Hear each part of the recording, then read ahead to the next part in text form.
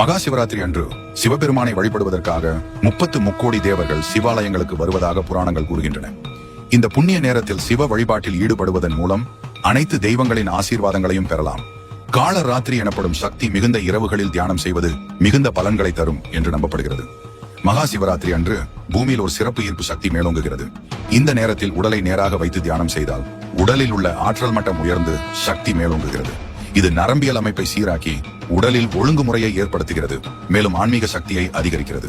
பூமி, சூரியன், நிலா ஆகிய மூன்றும் நேர்கோட்டில் ஒன்றாக இருக்கும் சிவராத்திரி என்று நள்ளிரவு 12:15 முதல் 45 வரை உச்சகட்ட சக்தி இருக்கும் என கூறப்படுகிறது. 144 ஆண்டுகளுக்கு ஒரு முறை நடக்கும் மகா கும்பமேளாவின் போது வரும் மகா சிவராத்திரி மிகவும் சக்தி மிகுந்த அற்புதமான இரவாக கருதப்படுகிறது. இந்த நேரத்தில் பூமியின் காந்த சக்தி மற்றும் பிரபஞ்ச ஆற்றல் உச்சத்தை அடைகின்றன. விழிப்புணர்வை மேம்படுத்தி உள்ளார்ந்த ஆற்றலை வளர்க்கும் ஒரு புண்ணியமான நிகழ்வாகும்.